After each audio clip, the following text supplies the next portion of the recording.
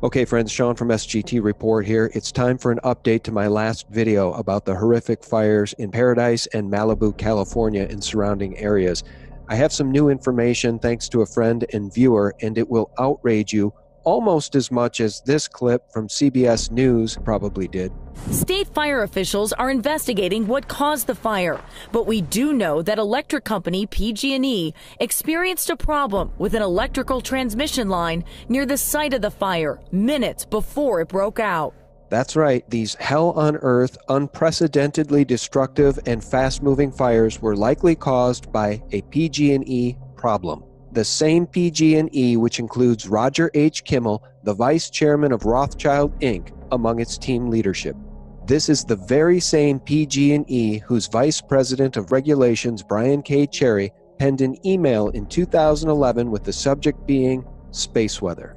So it says reference, space weather, from Brian Cherry. Just a reminder, we are the first to propose a solar generator in space that will beam RF waves down to a receptor site and convert it to DC current.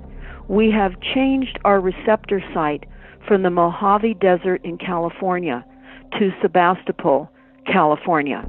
Sebastopol, home to PG&E's new RF wave receptor site in 2011. The same Sebastopol that in October 2017 experienced unprecedentedly furious and fast-spreading fires that came out of nowhere with no warning in the middle of the night and surrounded people in their homes from Sebastopol to Santa Rosa. Too many fires in two locations all at once, all burning as if set on fire at once. Nowhere did I see videos of areas catching on fire and spreading.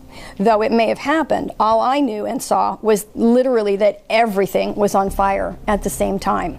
And that's what the videos show. And I saw that night, and I was befuddled. I was befuddled with these fires just everywhere, all at once, all around us. No warning.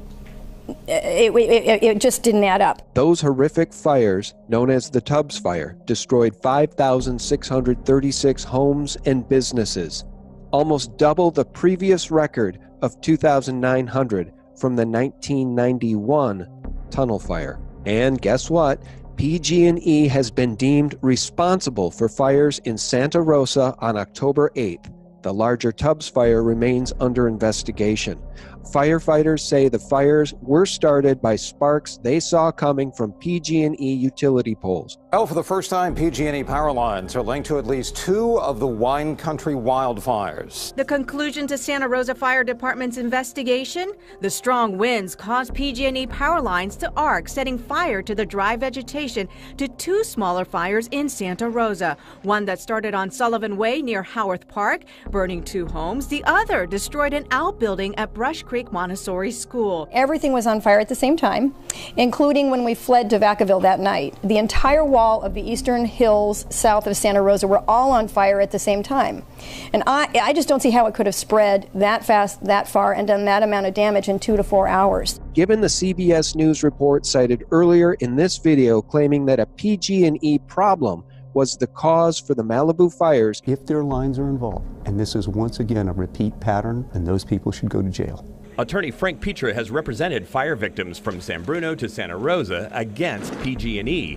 It's easy to wonder if PG&E was also the culprit behind the massively devastating Tubbs Fire. We're talking tens, if not hundreds of billions of dollars in liability for the Rothschild-controlled utility already, not even including the Tubbs Fire. So, California criminal governor Jerry Brown to the rescue. And here's the new information which should enrage you, especially when you consider the net worth of the Rothschilds is in the tens or hundreds of trillions of dollars. Criminal Governor Jerry Mandatory Vaccines Brown signed a measure allowing utilities like PG&E to bill their customers to pay for future legal settlements stemming from the devastating 2017 wildfires.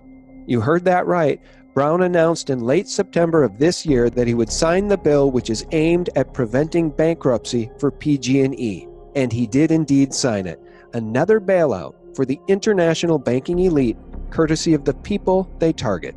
Also, President Trump was largely correct when he tweeted this: because the criminal California governor vetoed a 2016 wildfire management bill even as California burned. And as for PG&E, just another inept, incompetent, or worse, malicious and malevolent corporation operating with impunity with the guarantee they'll be bailed out by the very populace they harm. Ring any bells? This is exactly how Wall Street operates, and the 2008 TARP bailouts benefited the same criminals who caused the problem in the first place. Is it any wonder the Rothschilds are involved once again? This is a play directly from their Dr. Evil globalist playbook. Also worth mentioning is that the utility bailout bill signed by the California governor contained a stipulation that would require investor-owned utilities like PG&E to harden their equipment so it's less likely to cause fires and make it easier to clear dead trees and brush through controlled burns and other means. So did that happen? Did Rothschild's PG&E learn anything from the October 2017 fires? Evidently not. We do know that electric company PG&E experienced a problem with an electrical transmission line near the site of the fire minutes before it broke out. If their lines are involved, and this is once again a repeat pattern, then those people should go to jail. Which brings us back to the question, why is this happening? Why are these fires getting exponentially worse? Why is the Mockingbird mainstream media trying to get you to accept and believe that these hell-on-earth fires are the new normal? Again, as I stated in my last video, Enemy at the Front Door, I want you to consider United Nations Agenda 21 and the goal to rewild California and the entire nation. The stated goal of that globalist, satanic agenda is to move human beings off of the land, out of the suburbs, and into huge regional megacities where they can be more easily controlled, like cattle. The elite, like Rothschild, seek to reshape North America in a plan that's so far-reaching and evil, you'd likely not believe it if they hadn't already admitted to it. We found recently on the Rothschild website, and it's called Rothschild Global Advisory, and it was a press release on October 30th of 2017 out of New York. And it says Rothschild and Company names Homer Parkhill and Stephen Antonini to co-heads of restructuring North America. A Rothschild plan to restructure North America. UN Agenda 21. Unprecedentedly furious and fast-moving fires. Cars and people incinerated, many burned alive while trying to escape. These people got burned out in their cars like I almost did. Dead, dead, dead. Everybody here is dead. All 4 cars. Are you getting angry yet? Heavenly Father, please help us. Is it possible that these fires are not merely the result of a benevolent corporation that's merely incompetent, but rather one that's far more sinister? Space weather, directed energy weapons, rewilding California when insurance companies will no longer insure because the risk is too high. People are beginning to ask the right questions. Immediately, I knew that these fires weren't normal. I believed it had to be some kind of a military operation, and that is still my belief right now.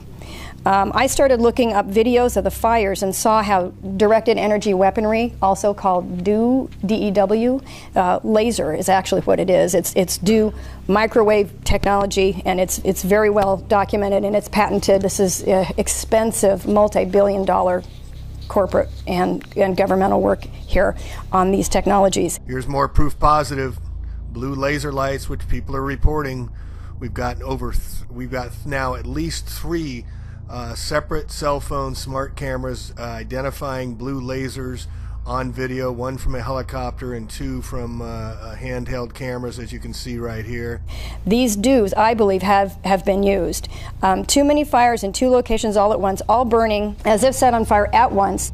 It's very difficult for a normal, God-fearing human being to imagine anything this dastardly and evil being done on purpose. But friends, the 100% truth is this.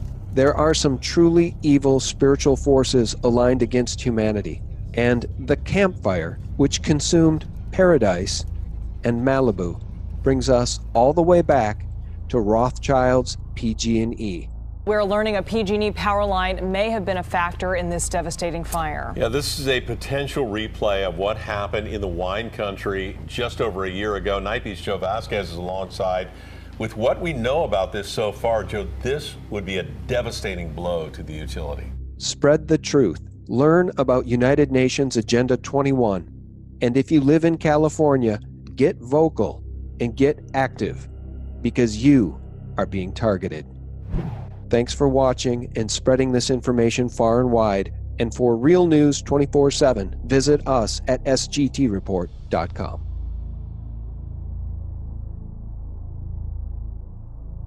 In the history of Supreme Court nomination hearings, military tribunals have never been brought up.